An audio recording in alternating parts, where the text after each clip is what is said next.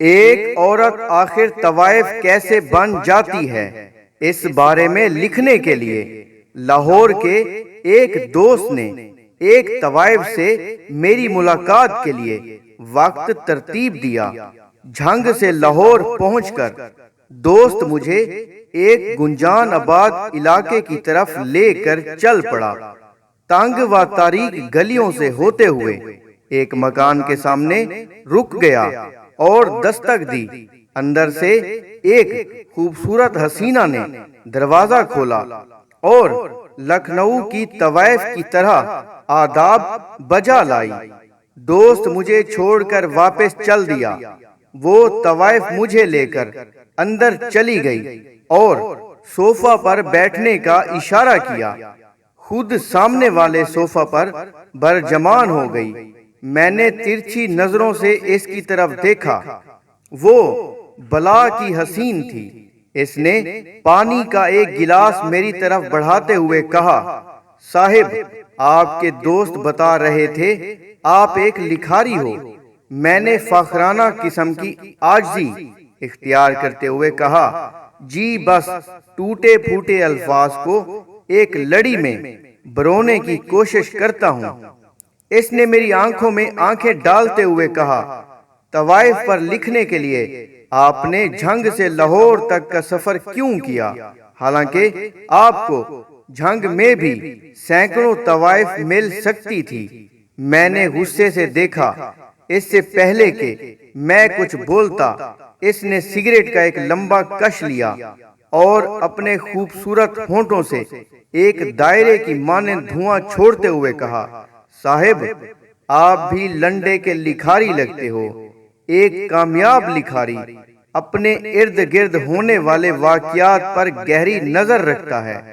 اس کی بات سن کر میرے ماتھے پر پسینہ نمودار ہونا شروع ہوا، لیکن اس کی اتنی دانشمندانہ گفتگو مجھے حیران کر رہی تھی۔ وہ جیسے جیسے بول رہی تھی ویسے ویسے اس کے گال غصے سے سرخ ہو رہے تھے۔ اس نے پانی کا ایک گھونٹ پیا، پھر بولی، صاحب، جج یہاں انصاف بیچ رہا ہے، لیکن قابل نفرت صرف جسم فروش عورت ہے۔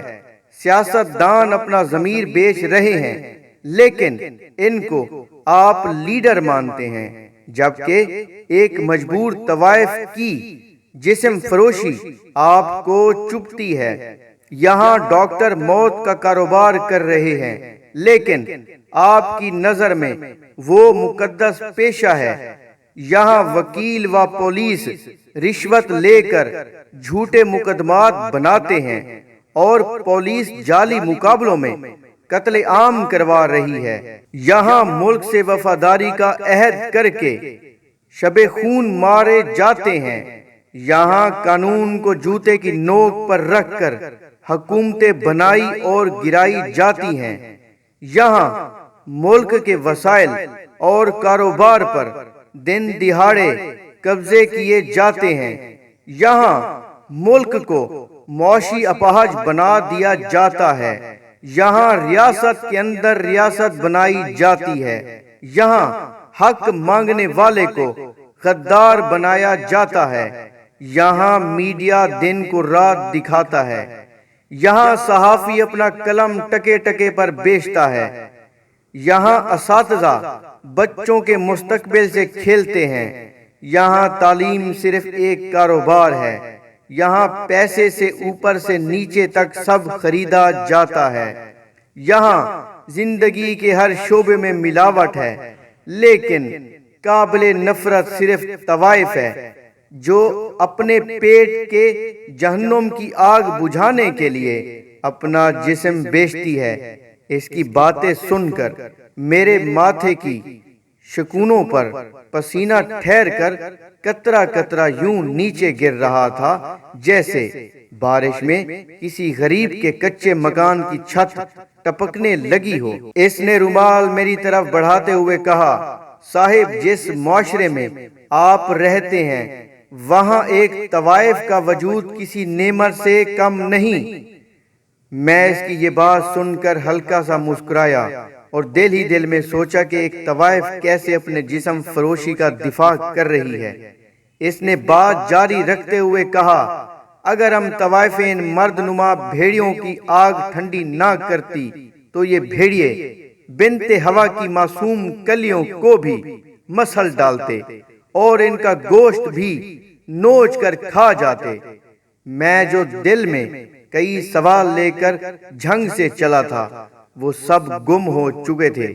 وہ مسلسل بول رہی تھی اور میں جو خود کو لکھاری اور دانشور سمجھتا تھا ایک طوائف کی گفتگو کے سامنے لاجواب نظر آ رہا تھا۔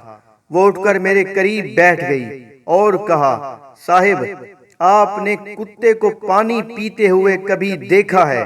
اس اچانک سوال پر میرے منہ سے ہاں نکلی۔